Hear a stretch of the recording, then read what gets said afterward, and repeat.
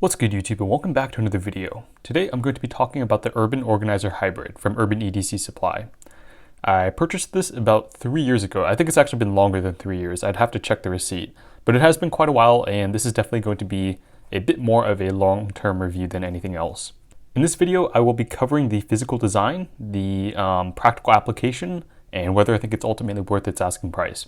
So with that being said, let's just dive right into it. Okay, so yeah, let's talk about the features. The most notable thing about this organizer is its sheer build quality.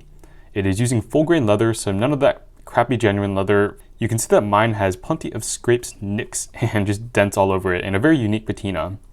Most of all though, it's still got that awesome smell to it that good leather has. It's not like I can show you that on camera, but take my word for it that it smells darn good. And yeah, the build quality comment extends to the saddle stitching as well. With most stitching on clothes, like machine stitching, stuff like that, you'll notice that once one of those strands unravels, the whole thing starts to unravel as well. The way this method of stitching works is that each link is individually locked. So even if one link comes apart, the rest will hold tight. Now it is a bit funny to me that this is advertised as an urban organizer, as you're probably never going to need this type of durability in an urban environment. On the bright side though, it's nice to see that nothing is being skimped when it comes to quality.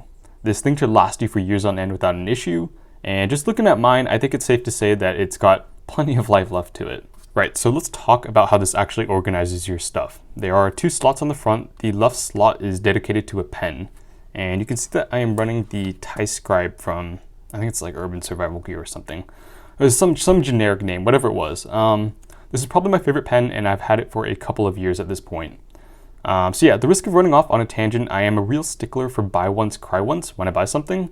And I try to use it for as long as possible just because this means that I am maximizing my value. I'll be honest, this is actually kind of why gear reviews have taken something of a backseat on this channel, just because I am pretty happy with what I have at this point. Obviously, the other reason is that I don't get free stuff just because my reviews tend to be a little bit more critical. If you guys enjoy what you're seeing, be sure to smash that like button and to subscribe for future content, as it does help the channel grow a lot. I did try the Apple Pencil for my iPad, and it's not going to work by a long shot, unfortunately. You can definitely run a mini pen in here like the Nottingham one, and it's just going to be a little bit awkward, I guess, when you're holding it. Anyways, moving on, you do have some options for slot number 2. I think it is designed for a knife, like the Sebenza 21 I have here. This will probably fit most any knife, honestly, as long as it's not crazy big. But personally, I actually carry my knife in my pocket, so I have my trusty Freelux Synergy 1 here instead. This is a 2x AAA flashlight. You can probably also run a small multi-tool in here if that's more your speed. I did try it with the Apple AirPods Pro, but unfortunately it is not going to fit in there. Now at the top you have a notebook slot that's been designed around the Field Notes notebooks. This is not a Fields Note notebook, but it's got the same exact dimensions in it, so yeah. Something to consider though is that the edge does stick out a bit, and this is a bit of a double-edged sword as a result.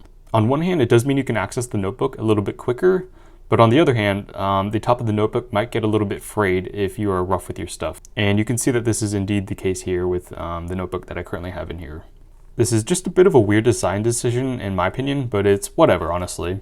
And if you're a traveler, you can also throw a standard passport in here. If I recall correctly, the passport doesn't stick out at all, luckily. Now, finally, on the back, you have a slot for money and stuff like that.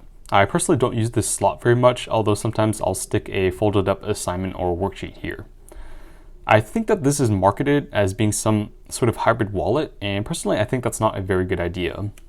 There's literally only one slot here, and when you think about how many cards you probably carry, realistically, it's just not going to work out very well. I'm just going to be honest. So yeah, let's talk about practical application. The first thing to consider is that this thing, while it's not enormous, it is fairly large. Unless you're running cargo shorts or something with fat pockets, it's not something that you're really going to be able to pocket on a daily basis. I think what's more likely is that you're going to end up storing this in something else, and for me this ends up being my backpack. I generally just throw it in the first slot at the top, and it serves as extra organization for me. Now, it's worth mentioning that this works simply because my backpack, the Groark GR1, is so sparse on the organization. If you have a backpack, briefcase, or whatever it is with a good deal of organization, I'll be blunt, I really don't think you need something like the Urban Organizer Hybrid. You're just giving yourself more stuff to dig through, honestly. The counter argument here is that some will want something standalone that they can take when they don't want all that bulk. If that's the case, then yeah, this could definitely be viable. But that also loops us back to my first point about it not being something you can really pocket on a daily basis. Alright, so let's talk conclusions. I know I've given this thing something of a hard time, and I'm sure that there are a multitude of other ways that it could be used that I haven't thought of, or that just really don't arise for me in daily use. For $90, yeah, I think it's worth it from a build quality standpoint. It's just built exceptionally well, and I really can't knock it there.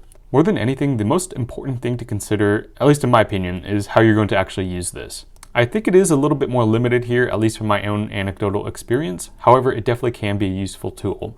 So yeah, recommend it if you have a use for it. It's a nice organizer. As always, I hope you guys found this video review informative. If you did, be sure to smash that like button and to subscribe for future content. Peace out until next time.